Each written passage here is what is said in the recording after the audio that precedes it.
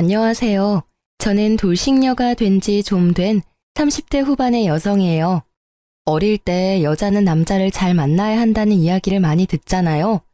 제게 그런 남자는 가정적이고 다정한 남자였어요. 남자는 세 가지만 하지 않으면 된다는 생각이 있었거든요. 폭력, 도박, 무능력. 제가 가장 견디지 못할 것 세 가지라고 생각했는데요. 이혼 후에는 이 생각이 바뀌었어요. 무슨 일인지 궁금하신가요? 그렇다면 먼저 저와 남편의 인연, 아니 악연의 시작부터 알아봐야죠. 저와 남편은 8살이나 차이 나는 커플이었어요. 남편과는 같은 동호회에서 만났는데 이후에 사랑으로 발전하게 됐죠. 와인 동호회였는데 어린 시절 그런 걸 동경하던 저는 그곳에서 남편을 만나서 어른 남성의 매력에 푹 빠졌어요. 물론 지금 생각하면 당장 빠져나와야 할 허영의 늪이었지만 그때는 그게 그렇게 멋있어 보이고 좋았거든요. 20대 중반이라 한창 호기심 강하고 이것저것 경험하고 싶을 때였거든요. 25 여성이 33세 남성과 사랑에 빠져 1년간 연애를 했죠. 사실 당시에는 제가 너무 어리다는 것과 어머니가 계시지 않다는 점, 그 두 가지의 이유로 시부모의 반대가 있었어요. 시부모를 그 당시에는 만나지도 못한 채 거절당해야 해서 꽤 많이 상처받았었죠. 결국 저희는 헤어져야 했어요. 그런데 3년 뒤에 다시 재회하고서는 그 불이 더 커져서는 결국 제 나이 30쯤에 결혼에 꼴이 나게 됐어요. 솔직히 3년 사이에 남편이 결혼했다가 이혼을 한 전력이 있다는 걸 알고 살짝 고민도 했지만 헤어진 이유가 성격 차이였다는 걸 듣고는 괜찮다고 안일하게 생각해버렸어요. 당시 저는 이렇게 괜찮은 남자를 놓치다니 그 여자 보는 눈도 없다고 생각했지만 지금에 와서는 그 여자도 나랑 똑같았구나 싶더라고요. 남편은 나쁜 사람은 아니었지만 조금 수동적인 스타일이었어요. 크고 작은 일을 제게 맡기는 의존적인 성격이랄까? 그리고 일이 바쁘다는 단점 외에 나와 함께 있을 때는 언제나 상냥했기에 결혼 생활 유지에 큰 문제는 없을 거라고 생각했거든요. 그런데 그 상냥함이 큰 문제가 될 줄은 몰랐어요. 처음 그의 남다른 상냥함에 피해를 본 것은 아이를 낳은 지 6개월쯤 되던 날이었어요. 저는 아이를 낳기 전에 퇴사를 했고 당시 갓난쟁이였던 아들을 키우던 중이었어요. 남편은 영업직으로 일하며 많은 사람을 만나는 게 일이라 회식이나 회의 끝에 음식이나 디저트를 사는 일이 많았고 그들의 회식을 대신 계산하는 일도 종종 있었어요. 보통 남편 카드로 결제를 해서 제가 아는 일은 크게 없지만 그날은 이상하게 제 명의의 생활비 카드로 결제가 됐다고 문자 알림이 오더라고요. 숙박업소에서 결제된 내역인데 순간 저는 오늘 고객이 술이 많이 취했나 보다 하고 편하게 생각했었어요. 그런데 이상하게 2시간쯤 있으니 다시 알림이 오더라고요. 보니까 카드 내역이 취소가 됐다는 내용이었어요. 이상하다는 생각을 하고 있는데 바로 남편 전화로 전화가 오더라고요. 응, 오빠. 저기요. 내가 생활비 카드를 잘못 써서 내역이 갔을 거야. 내가 알아서 취소했으니까 신경 쓰지 말라고 전화했어. 고객이 술이 너무 취해서 모텔을 잡아줬는데 남의 지갑에 손대기 좀 뭐해서 내 카드로 쓴다는 게 생활비 카드였어. 에휴, 그런데 취소해도 되는 거야? 그 사람 아직도 자고 있는 거 아니야? 중간에 깨서 자기 카드로 결제하라며 카드를 들이밀길래 나도 내가 낸 카드값 환불했지. 우리 아들 장난감 하나라도 더 사주려면 아껴야지. 안 그래? 근데 그 사람은 무슨 술을 그렇게 마셨대? 오빠는 많이 안 마셨어? 난 멀쩡해. 이제 곧 들어갈 거니까 좀만 기다려. 그렇게 평소와 다름없는 대화였지만 저는 이상하게도 찝찝한 기분을 지울 수가 없었어요. 보통 때의 남편이라면 영업에 쓰는 돈은 아깝지 않다고 말했을 테니까요. 제가 항상 그런 돈은 안 쓰면 안 되냐고 물어보면 그걸 해줌으로써 이를 따낼 수 있으면 더 큰 이익이라고 하곤 했죠. 게다가 수상한 정황은 그것만이 아니었어요. 취소를 굳이 2시간 뒤에나 한 이유는 뭘까? 고주망태가 됐다며 모텔에 실려간 사람과 2시간 동안 뭘 했을까? 그리고 집에 와서 해도 될 이야기를 굳이 취소 직후에 바로 전화를 했을까? 5만 가지 생각으로 가득 찬 머리가 계속 경고를 보내고 있었어요. 게다가 마지막에 그 멀쩡하는 말. 항상 고객과 술을 마시면 어느 정도 취해서 들어오는데 그날은 고객이 고주망태가 됐는데도 정작 본인은 취한 기운이 전혀 없었어요. 아니겠지 하는 생각에도 점점 외도가 의심되어 육아를 하는 도중에도 울컥울컥 물어볼까 하는 생각이 들었어요. 그렇지만 의심뿐이고 증거가 있는 게 아니니 아무 말도 못하고 있었죠. 그러다가 며칠 뒤 남편이 스마트워치를 놔두고 간 일이 있었어요. 항상 차고 가는데 그날은 애가 가지고 놀다가 어디에 놔둔지 못 찾는 바람에 그냥 일하러 간 거였거든요. 아침 청소하다가 그걸 찾았는데 계속 눈이 가더라고요. 저는 이렇게 남편을 의심하느니 확인하고 마음 편해지자는 생각으로 워치의 통화 내역을 살폈어요. 통화 내역에는 이름을 저장하지 않은 많은 번호가 찍혀 있었어요. 쭉 훑어보는데 이상하게 한 번호만 통화 내역이 잦더라고요. 하루 거의 5번을 통화를 하는데 아무리 봐도 평범한 횟수가 아니잖아요. 거의 연애 초반이나 있을 법한 통화 횟수인데 더 수상한 건 그만큼 통화를 하는데 이름은 저장되어 있지 않더라고요. 결국 저는 남편에게 물어보기로 했습니다. 오빠, 나랑 이야기 좀 해. 어? 무슨 이야기? 나 씻고 나서 하면 안 될까? 오늘 땀을 너무 많이 흘려서 힘드네. 중요한 이야기야. 당신 혹시 바람 펴? 그게 무슨 말이야? 난 그런 적 없어. 일하기도 바쁜데 무슨 바람이야. 저번 카드 내역이 너무 수상하잖아. 오빠는 그럼 술 취한 고객 옆에서 2시간 동안 뭐 했는데? 게다가 고객이랑 술 마시면 자기도 항상 취하면서 그날은 전혀 취하지도 않았더라? 그걸 이상하게 생각하는 내가 이상한 거야? 그날에는 다른 사람들도 있었어. 딱 그 사람이 취해서 모텔에 데려다 준 거고. 그 뒤에 나는 다시 내려와서 다른 사람들하고 술 마셨어. 그리고 그날은 내가 차를 몰아야 해서 술 안 마셨던 것뿐이야. 이상한 억측하지 마. 거짓말 좀 그만해. 이 번호 모른다고 하지는 않겠지? 하루에 5번을 연락하는 이 사람은 누구야? 아니, 한 달을 넘게 그렇게 열렬히 통화하면 이름이라도 저장해놔야 되는 거 아니야? 나한테 들키지 않으려고 저장 안 해둔 거 아니야? 그쯤 되니 남편의 표정이 차분해지더라고요. 그 표정에 남편이 바람을 폈다는 것을 알게 됐어요. 누구야? 언제부터 만났어? 오빠 참 잔인하다. 어떻게 갓난쟁이를 옆에 두고 바람을 펴? 머릿속에 그 생각뿐이니? 왜? 내가 출산하고 엉망진창 되니까 다른 여자가 눈에 들어와? 어? 그래서 바람 폈어?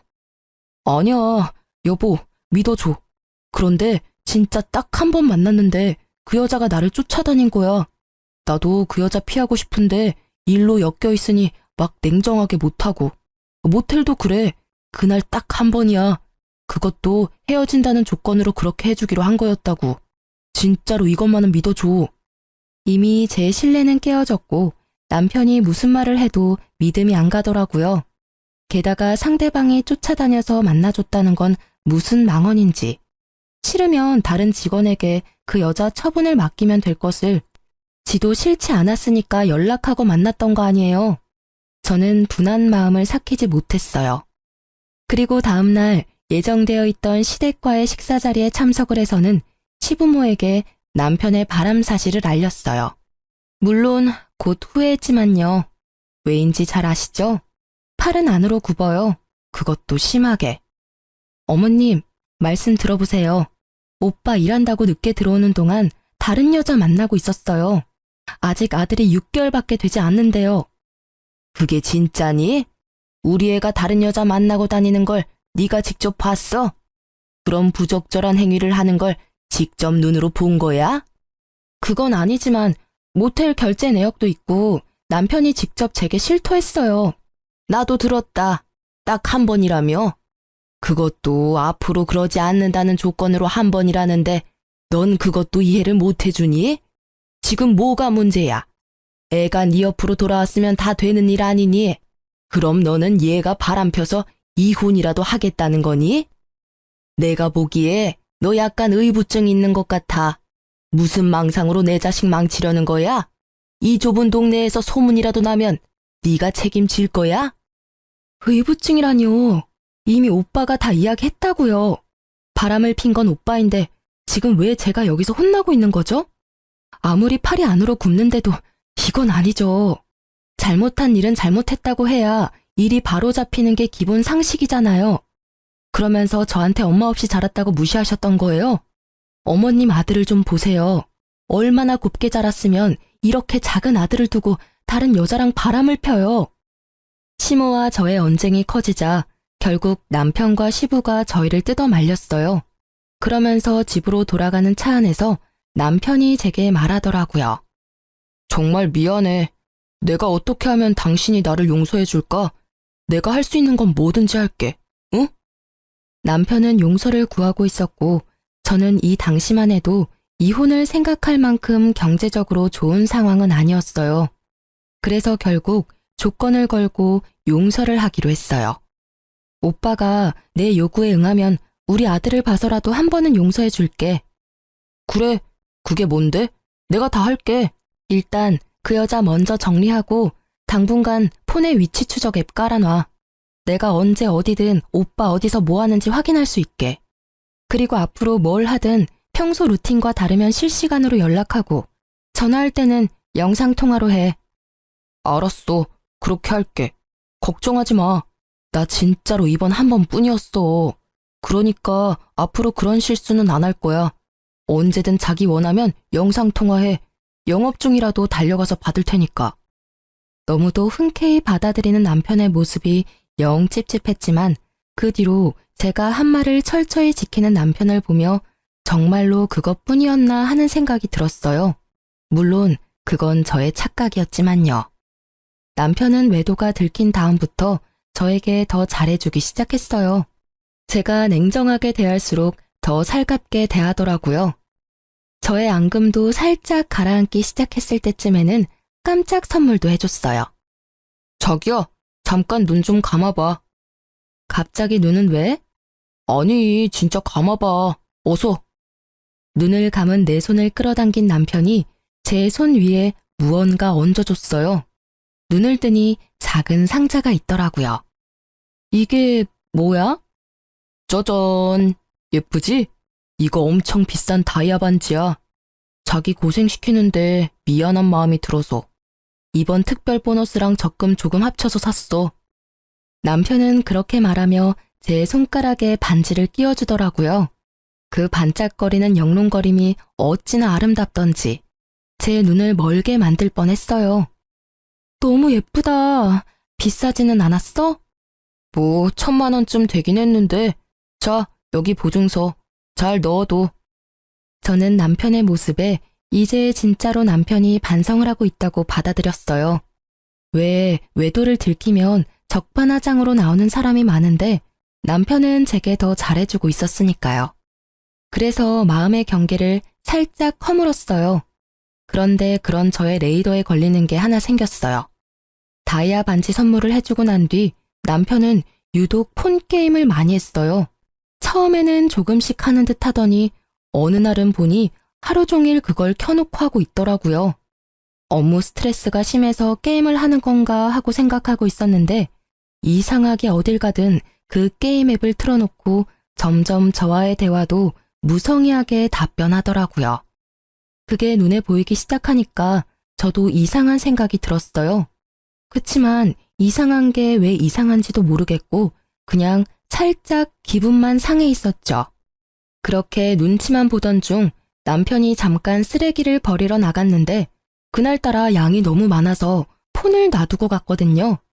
수상한 행동이 게임이랑 관련이 있을 것 같아서 게임을 켰는데 그냥 폰 게임이더라고요. 그런데 왼쪽 채팅이라고 적힌 창에 빨간 점이 떠 있더라고요. 이상해서 터치했더니 귓속말이라는 항목이 있었어요. 그리고 그 안에 들어갔더니 세상에 누군가와 대화한 내용이 빼곡이 들어가 있는데 그 내용이 충격적이었죠. 지금도 잊지 못할 내용들이에요. 머릿속에서 지우고 싶은데도 계속 생각나는 그 문장들. 자기야, 보고 싶어. 나도 만나고 싶어. 오늘도 정말 좋았어. 그래? 그럼 내일 또 볼까? 항상 보던 거기 어때? 응. 근데 옆에 남편이랑 애 자는데 자기 생각이 계속 나. 나 자기한테 푹 빠진 것 같아. 오늘 선물도 너무 고마웠고. 사랑해. 나는 언제나 자기뿐이야. 등등등 기도 안 차더라고요. 상간녀도 남편과 애가 있는 유부녀더군요. 이러니 아무리 폰을 확인해도 알 수 없었고, 이러니 폰을 놔두고 살 수 없었던 거죠. 열받은 저는 그 채팅 내역을 모두 사진으로 찍어놓고 아무 일 없다는 듯 남편을 맞이했어요. 속으로는 외도의 증거를 무조건 모아야 나와 내 아이가 편해진다는 생각뿐이었으니까요.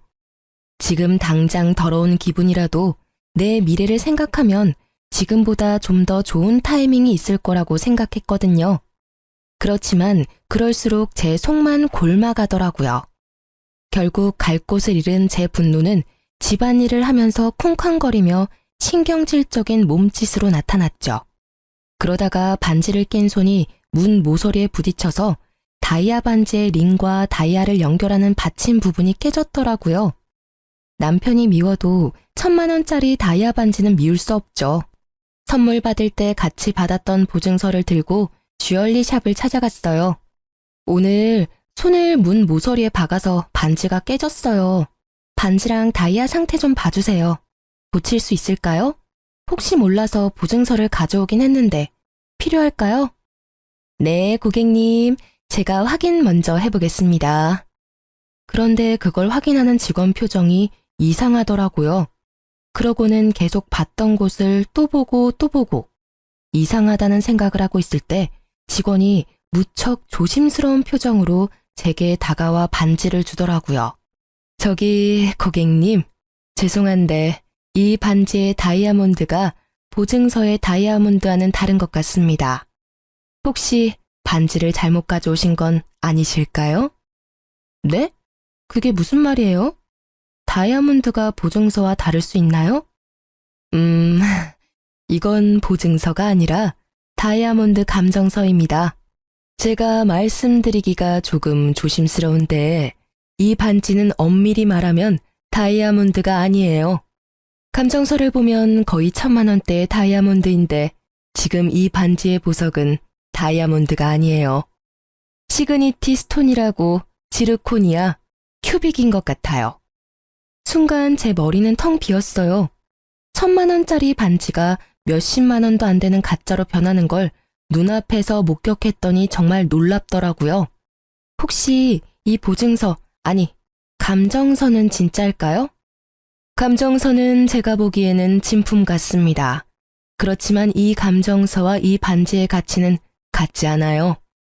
감정서는 진짜고 반지는 가짜라는 직원의 말을 들으니 딱 견적이 나오더라고요. 이 나쁜 놈이 나한테는 가짜 반지와 진짜 감정서를 주고 상간녀에게 진짜 다이아몬드를 준 것 같더라고요. 감정서는 구매해야 주는 거라고 하니까요. 저는 점점 열이 오르는 것을 실시간으로 느끼고 있었어요. 주얼리 샵에서 쪽팔리는 건 둘째치고 정말 지금 당장 이혼하고 싶은 생각밖에 없었거든요. 그렇지만 저는 냉정하게 생각하기로 했어요. 그래서 그 주얼리 샵에서 가짜 반지의 훼손된 부위를 고칠 수 있는지 물어봤어요. 직원은 고쳐준다고 했고 금방 수리를 받고 나왔습니다. 그리고 저는 그 길로 남동생에게 전화를 했어요. 남동생은 늦둥이인데 당시 대학생으로 곧 취업을 앞둔 예비 직장인이었어요. 그래서 생각보다 시간이 많이 있었기에 저 좀 도와달라고 했죠.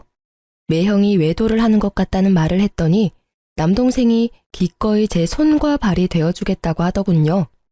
그렇게 저는 동생에게 남편의 미행을 하게 했어요. 남편이 여자를 만나면 여자를 따라가서 어디서 일하는지, 어디에 사는지, 어떤 사람을 만나는지 알려달라고 했어요. 이후 동생이 보내온 문자에는 여자의 직장과 집 주소와 둘을 미행하며 찍은 사진이 다 찍혀 있더라고요. 게다가 동생 말에 따르면 두 사람은 불륜을 저지르기 위해 차를 이용하지 않고 대중교통을 사용하며 어떤 곳이든 현금을 이용했다고 하더라고요. 이렇게 치밀하게 외도를 하다니 그 이야기를 남동생의 입으로 듣는 저는 자괴감과 분노로 불타올랐습니다. 어떻게든 이 두 연놈에게 복수를 해야겠다고 생각했어요. 그리고 며칠 뒤 친정아버지가 연락이 오셨더라고요. 예, 차가 너무 오래돼서 이제는 못 쓰겠구나. 차를 사야 하는데 지금 당장 쓸 수 있는 현금이 얼마 없는데 네가 좀 빌려주련? 아빠 적금 끝나면 이자 쳐서 돌려줄게. 아버지가 제게 도움을 청하시더라고요. 저는 아버지의 전화에 아주 좋은 생각이 떠올랐어요. 그날 저녁 그 여자와 만나고 돌아온 남편에게 저는 한치의 의심도 없는 표정으로 남편을 향해 물었어요. 오빠, 아빠 차가 오래돼서 고장나서 이제는 아예 작동이 안 된다고 하네? 내가 아빠 고생한 의미로 차 살 때 돈을 좀 보태주고 싶은데 내가 지금 돈 버는 것도 아니고 좀 그렇잖아. 그래서 그러는데 오빠가 준 다이아 반지 팔아서 돈 마련해도 돼? 제 말에 남편의 얼굴이 순식간에 흑빛으로 변하더라고요. 그 표정을 진짜 박제하고 싶을 만큼 웃겼습니다. 가짜 반지를 줬다는 그 명확한 증거가 얼굴에 드러났거든요. 내가 이게 가짜라는 걸 모르고 팔러 간다면 다 알게 될 거라고 생각했는지 초조하게 생각하더니 이내 말하더라고요. 자기야, 그 반지는 내가 자기한테 준 선물이잖아. 쉽게 팔려고 하지 말고 잠깐 있어봐. 어차피 장인어른 차도 바꿨어야 했고 나도 사위된 입장에 도움을 드리는 게 맞는 것 같으니까 내가 돈 마련해서 줄게. 그럴래? 그럼 좋지. 그렇잖아도 내일 주얼리 샵이나 갈까 했거든. 그동안 정이 많이 들었는데 그래도 돈 없을 때는 폐물을 파는 게 돈이 되니까. 모르는 소리야. 금은 돈이 좀 되는데 다이아몬드는 살 때보다 팔 때 가치가 많이 떨어지거든. 그러니까 팔 생각하지 말고 잘 가지고 있어. 내 사랑과 신뢰의 증거니까. 그렇게 말하는 그놈의 입을 확 꼬매고 싶을 만큼 충동적인 분노가 올라왔지만 꾹 참았어요. 이 가짜 반지로 1,000만 원을 벌었으니까요. 저는 남편에게 싱긋 웃어주고 그 다음날 남편이 보내온 1,000만 원을 아버지 통장으로 냉큼 보내버렸어요. 친정아버지는 큰 돈에 깜짝 놀랐고 저는 일단 쓸 만큼 쓰시고 나머지는 넣어두라고 했죠. 이왕이면 다 써도 된다고 했어요. 이 나쁜 놈은 나랑 결혼하고 장인어른한테 신경 쓴 적이 단 한 번도 없으니까요. 아버지에게 주는 위자료라고 생각하는 게 맞겠죠. 그리고 저는 이 가짜 반지의 마지막 사용처를 이미 결정해둔 상태였어요. 있지 오빠, 다음 주 토요일에 사촌 언니가 결혼한대. 내가 애 본다고 못 가겠다고 했는데 꼭 오라고 하더라고. 근데 지방이라서 1박으로 다녀와야 하는데 갔다 와도 될까? 오빠는 힘들 테니까 집에서 쉬고 나도 오랜만에 친정 식구들하고 여행 가는 기분으로 다녀오게. 애기랑 같이 가서 애기 자랑도 하고 이왕 간 김에 오빠가 준 다이아 반지도 자랑하고 오게. 물론 사촌 언니의 결혼은 거짓말이었어요. 그렇지만 남편은 보기 좋게 걸려들더라고요. 그래, 갔다 와. 당신도 바람 좀 쐬야지. 아들은 나랑 있으면 더 올 것 같고 아직은 엄마 품이 더 좋은 것 같으니까 같이 갔다 와. 대신 그 다음 날에는 내가 육아 전담할 테니까. 그럼 괜찮겠지? 그놈은 웃으며 제게 그렇게 말했습니다. 그 시커먼 속을 제가 모를 줄 알았나 봐요. 눈에 띄게 즐거워하는 눈빛을 보니 이번에도 제가 없는 틈에 상간녀와 만날 것 같더라고요. 그 모습을 보며 저는 속으로 비웃었지만 겉으로는 환하게 웃으며 말했어요. 응, 고마워. 사실 그날 오는 사촌 언니가 주얼리 디자인을 하는 언니거든. 그 언니한테 이렇게 예쁜 다이아 보기만 했지 선물 받은 적은 없지? 하고 자랑할 거야. 언니가 완전 부러워하겠지? 일부러 그렇게 말했어요. 이거 가짜라는 거 이제 곧 밝혀진다는 걸 알려줬죠. 남편의 얼굴이 다시 똥 마려운 개처럼 초조해 보이더라고요. 제 알 바 아니지만 이쯤 되면 이 똥 마려운 개가 뭔가 조치를 취하려고 할 거라 예상했어요. 자기야, 근데 가만히 생각해보니까 당신 몸도 아직 힘들고 이번 결혼식은 가지 않는 게 좋을 것 같아. 그냥 집에서 쉬지 않을래, 같이? 안 돼, 이번에는 꼭 가야 해. 그 언니는 나랑 자매처럼 컸어. 게다가 엄마랑도 오랜 시간을 같이 보내서 나한테는 각별한 사람이라고. 이번에는 무슨 일이 있어도 갈 거야. 강경한 제 태도에 남편은 알겠다고 말은 했지만 그날부터 생각이 많아진 것 같았어요. 그리고 이틀 뒤 갑자기 저한테 반지 링 부분에 흠집이 생겼다며 자기가 깨끗하게 수리해서 오겠다고 하며 가지고 가더라고요. 가져갔다는 건 다시 돌려준다는 이야기고 다시 돌려줄 때는 가짜가 아닌 진짜가 되어 있겠죠. 전문가가 보면 대번에 알아챌 테니까요. 제가 다이아를 감정받을까봐 상간녀에게 준 진품과 제 가짜 반지를 바꿔치기 하려는 것 같더라고요. 제가 생각한 그대로 행동하는 남편을 보며 저는 오매불망 기다렸어요. 진짜 다이아몬드 반지를 말이죠. 그리고 가짜가 아닌 진짜를 가져온 날. 저는 그날부터 손에서 빼놓지 않고 매일 끼고 있었어요. 그리고 사촌 언니의 가짜 결혼식 날이 가까워졌어요. 저는 남편을 시댁에 보내놓고 몰래 상간녀의 직장을 찾아갔어요. 그리고 점심 먹으러 나오는 상간녀에게 다가가 말을 걸었죠. 안녕하세요. 누구세요? 저 당신이 바람피는 남자 와이프예요.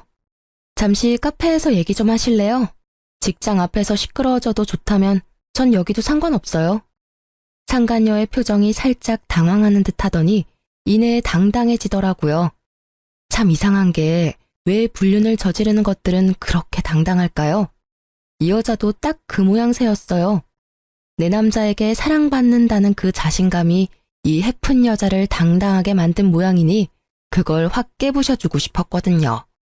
당신이 우리 남편이랑 깊이 사귀고 있는 거 알아요. 그래서 당신한테 하나 알려주려고 왔어요. 그 남자 보기보다 여자가 많아요. 당신 말고도 만나는 여자가 있으니까요. 그걸 왜 저한테 이야기하세요? 우리 사이 흔들려고 하시는 것 같은데 저는 그런 거에 흔들리지 않아요. 그 사람은 서로 이혼하고 결혼하자고 했거든요. 그 말에 거짓이 없다고 생각해요. 싸움에 진 개가 여기까지 와서 짖는 건 좀 아니죠? 이 상간녀에게 거짓말을 하고 있는 내내 저는 상간녀의 비아냥거리는 말을 들으며 분노를 삭히고 있었어요. 그렇지만 그녀가 말하는 남편의 말이 진심이라고는 생각 안 했어요. 만약 남편이 저와 이혼하고 싶었으면 이렇게 저자세로 나오면서 가짜 반지로 환심까지 사려 하진 않았을 테니까요. 저는 최대한 여유로운 표정으로 웃어 보였어요. 한 방 먹여줄 시간이었거든요. 미안한데 그 남자가 당신을 사랑하고 있다고 생각한다면 그건 착각이라고 말해드리고 싶네요. 아시려나 모르겠네요. 그 남자요, 저랑 이혼할 생각이 없어요. 왜인지 알아요? 당신 그 손에 낀 반지 제 거랑 닮아 보이는데 그거 가짜거든요. 당신 존재가 그 정도뿐이라는 이야기죠. 제 말에 상간녀의 당당하던 얼굴이 놀라더라고요. 이거 진품이야. 같이 가서 확인도 했다고. 상간녀의 행동을 보니 남편 놈이 상간녀에게 상황 설명하지 않고 몰래 반지를 바꿔온 것 같더라고요. 물론 그랬겠죠. 외도나 하는 남자가 잠깐 바꿔치기 하면 될 일을 하며 애인에게 미움 살 일을 하지는 않을 테니까요. 저는 그래서 더 좋았죠. 못 믿겠으면 주얼리샵 가서 감정 받아봐요. 진짜인지 가짜인지. 그래야 당신이 사랑하는 그 남자 진심이 뭔지 알게 되겠죠. 아시겠지만 진짜를 준 상대가 좀 더 소중한 법이에요. 그렇지 않아요? 가격 차이가 어마어마할 텐데. 제 말에 상간녀가 순식간에 눈치를 채더라고요. 진짜로 자기 반지가 가짜일 수도 있겠구나 하고요. 당연히 가짜죠. 남편이 진품이랑 바꿔왔으니. 뭐 그 사람이 저한테 비중을 더 뒀다 해도 어차피 저는 이혼할 거예요. 그리고 상간녀 소송도 같이 진행할 거고요. 무슨 이야기인지 아실 거라고 생각해요. 저는 보시다시피 당신 직장도 알고 심지어 집도 알아요. 제가 어떻게 할 것 같아요? 온 동네 소문 다 내줄까요? 그러기만 해봐. 나도 명예훼손으로 고소할 거예요. 아무리 내가 나쁜 짓을 했더라도 당신도 그러면 범법자야. 알아? 잘 알고 있어요.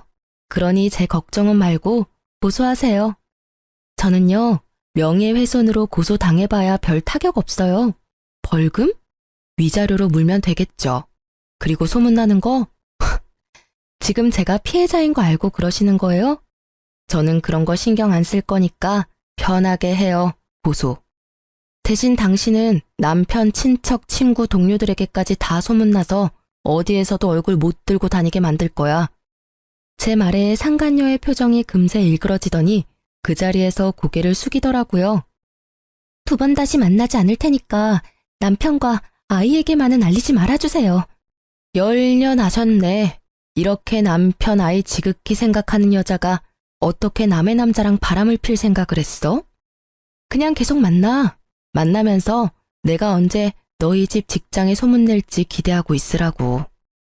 저는 그렇게 말해주고 상간녀를 놔두고 나와버렸어요. 딱히 소문을 내고 싶은 마음은 없었어요. 제가 그 상간녀에게 주고 싶었던 건 언제 소문이 날지 모른다는 두려움, 바로 그거였거든요. 평생을 조마조마하게 눈치 보며 살라고요. 그리고 상간녀를 만나고 온 그날 남편 놈도 상간녀와 만나 이야기를 들었는지 초췌한 몰골로 집으로 들어오더군요. 들어오더니 깜짝 놀라더라고요. 그럴 수밖에요. 제가 세팅을 다 해놨거든요. 남편 놈 불륜 자료와 시부모님까지. 왔어? 그 여자는 잘 만나고 왔나 봐? 얼굴 보니 다 들었나 보네. 너 꼭 그렇게까지 해야 했어? 그 여자 왜 찾아갔는데? 이런다고 뭐가 달라지는데? 제발 좀 그만해라. 조용하게 좋게 넘어가자고. 조용하게 넘어가다니 더 크게 벌려야지. 그래서 내가 준비 다 해놨어. 어머님, 아버님한테도 다 보여드렸어. 보셨죠? 남편의 애까지 있는 여자랑 바람나서 자기야 사랑해 하하호호 하며 즐겁게 지낸 거. 아무리 그래도 어린애를 두고 너무한 거 아닌가요? 바람 피면서 지 자식 얼굴은 무슨 낯짝으로 마주봤나 몰라요. 네가 뭔가 잘못한 거 아니니? 이 대화 내용이 우리 아들이 한 거라는 증거도 없잖니? 게다가 이제까지 잘해줬다면서. 그거면 됐지. 남편이 돌아올 때까지 기다렸으면 될 거 아냐? 아니 외박을 하기를 해. 그 여자랑 단둘이 여행을 가기를 해. 꼬박꼬박 집에 들어오고 애 잘 보고 집안일 잘해주는 남편한테 뭐가 모자라서 이렇게 들쑤시고 다녀? 어머니, 잘해주고 잘못을 저지르면 다 용서해야 하나요? 세상에 그런 게 어딨어요. 외박하고 단둘이 여행을 꼭 가야 외도인가요? 두 사람 대화 내역과 모텔 간 횟수를 보세요. 제가 꼭 이렇게 노골적으로 이야기를 해야겠어요? 아, 혹시 첫 번째 부인도 이렇게 이혼했나 보죠? 제 버릇 남 못 준다고 그때도 똑같이 그랬나 봐요. 그래, 그때는 내가 상간녀가 될 뻔했지. 어디서 아무것도 모르는 게 여기 와서 난리야? 너 그 당시에 유부남이랑 사귀었다고. 너도 그 상간녀랑 다른 게 뭐야? 어? 어디서 이게 잘난 척 어른들한테 따지고 들어? 시모의 폭탄 발언에 저도 순간 말문이 막혔어요. 분명히 제게 이혼했다고 이야기했었는데 그게 아니었더라고요. 이 나쁜 놈은 이혼 직전 별거 기간 중에 저를 만난 거였어요. 그 사실까지 알게 되니 더 이혼해야겠다는 생각이 들더라고요. 그때 분명 돌싱이라고 했어요. 이혼했다고 했으니까 만났지. 와이프 있었다는 걸 알았다면 절대 만나지 않았을 거라고요. 그때부터 나를 속였어. 나까지 망치려고. 나를 상간녀로 만들 뻔했다고. 야, 이 나쁜 놈아. 제가 받은 충격은 상상 이상이었어요. 나를 상간녀로 만들 뻔했던 남편놈의 대담한 행각에 그저 말문이 막힐 뿐이었어요. 그런 내게 아직 할 말이 남았는지 남편은 여전히 구구절절 내게 핑계 겸 탓을 하더라고요. 그래, 내가 총각 행세는 했지만 그때는 이혼 전 별거 중이었어. 그만큼 내가 너를 좋아했다고. 내가 바람은 피웠지만 언제나 너한테 돌아왔잖아. 이번에도 기다려줬으면 네 옆으로 돌아왔을 거라고. 그리고 내가 바람 핀 게 그렇게 충격적이야? 아니, 내가 바람을 안 피는 게 이상한 일 아니야? 네 그 모습을 보면 어떤 남자가 당신한테 매력을 느낄 수 있어. 내가 잘못하긴 했지만 당신도 너무 편하게 있었던 거 아니야? 좀 꾸미고 예쁘게 있을 수도 있잖아. 바람을 필 원인을 당신이 제공한 거나 다름없다고. 나를 좋아했다는 사람이 이런 짓을 해? 그래 놓고 내가 원인을 제공을 했다고? 내가 잘못한 게 있다면 네 새끼 아들 낳아서 키우느라 꾸미지도 못하고 몸매 망가진 거 하나야. 내가 원해서 망가졌어? 그럼 나 혼자 원해서 애 낳았니? 어디서 그딴 식으로 말할 수가 있어? 지금 벌어진 일들 중에 어느 것 하나 내가 원인이 된 일은 없어. 전부 네 잘못이지. 의지 박약에 여자라면 환장을 하는 나쁜 놈. 그래, 결혼하고 애 낳고도 예쁘게 차려입고 몸매 관리하는 여자가 그렇게 좋았어? 그럼 뭐해? 그 여자도 불륜이나 저지르는 상간녀인데. 물론 네가 원한 건 하나도 없겠지. 그렇지만 매일 그 얼굴 보고 살아야 하는 내 생각도 좀 해줘야지. 게다가 내가 이만큼 숙여줬으면 너도 좀 양보해줘야 하는 거 아니야? 뭘 모르고 있나 본데 어찌됐건 나는 피해자고 그쪽은 가해자야. 유책 배우자. 그 말 뜻이 뭔지는 알지? 바람은 빼박이라고. 자, 결정해. 합의 이혼할 건지 소송으로 갈 건지. 합의하면 5천만 원에 반지, 아기 친권, 양육권 내가 가져갈 거야. 근데 소송으로 간다고 하면 나는 절대 이길 자신 있어. 그리고 이야기하는데 그 여자한테 상간녀 소송도 할 거야. 네가 뭔데 다 가져가. 소송해. 난 한 푼도 못 줘. 분명히 이야기했다. 이 이혼에는 네가 더 큰 잘못이 있어.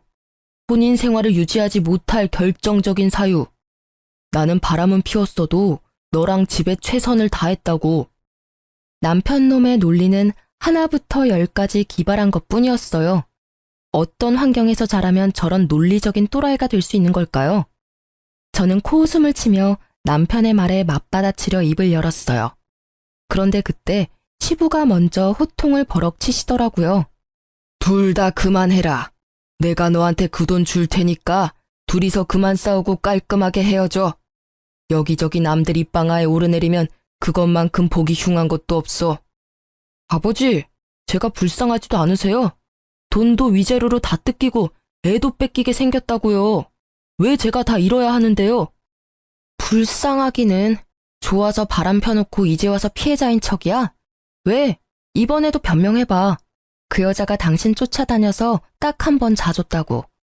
내가 첫 번째 외도 때 그냥 인연 끊었어야 하는데 이제껏 끌고 온 것 자체가 문제였어.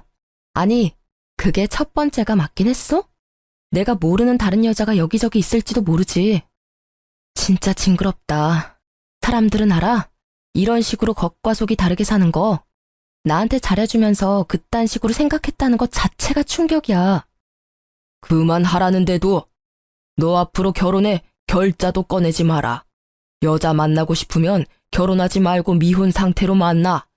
괜히 결혼해가지고 이런 분란을 2번이나 만들고.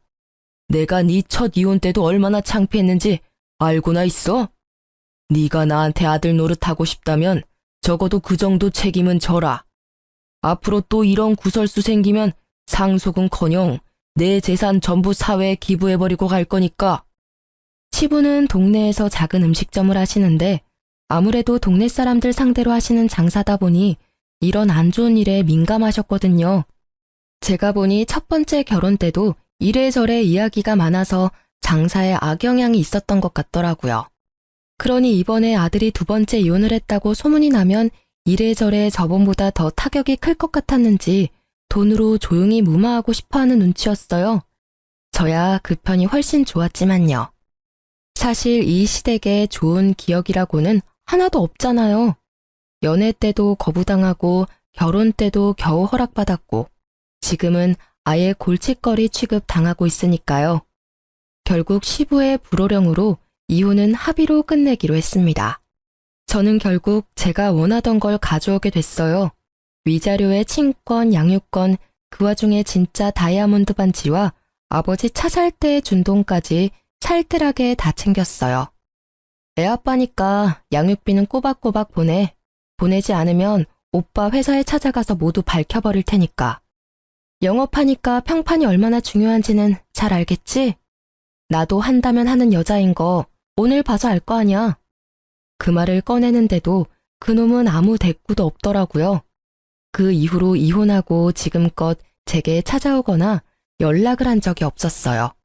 솔직히 저도 받을 거 다 받았으니 이제는 인연을 끊어버리고 싶었어요. 물론 지가 염치라는 게 있으면 연락을 안 하는 게 상식이겠죠. 그 뒤에 지나가는 말로 들었는데 전 남편은 상간녀의 남편에게 상간남 소송을 당했다고 하더라고요. 제가 보낸 상간녀 소송에 관한 걸 상간녀의 남편이 알게 돼서 전 남편에게 소송을 걸었던 모양이에요. 그리고 상간녀는 그 때문인지 전 남편과 헤어졌더라고요. 아무래도 가짜 다이아 반지와 제가 퍼뜨리겠다고 한 소문이 상간녀의 정신을 번쩍 들게 만든 듯 했어요. 전 남편은 저와 헤어지고 그 상간녀와 새살림을 차릴 생각이었던 것 같은데 결국 계획은 모두 무산됐다고 하고요. 소문으로는 그 상간녀에게 버려졌다고 하더라고요. 얼마나 고소한 소식이었는지 몰라요. 들으면서도 엄청 비웃어줬어요. 고작 이 정도에 깨질 사이면서 모든 걸 걸고 불륜을 저지르다니. 게다가 시부모 또한 아들 자식 바람나서 처자식 버렸다는 소문이 온 동네를 휩쓸어버리는 바람에 동네 장사 접고 다른 곳으로 이사를 갔다고 하더라고요.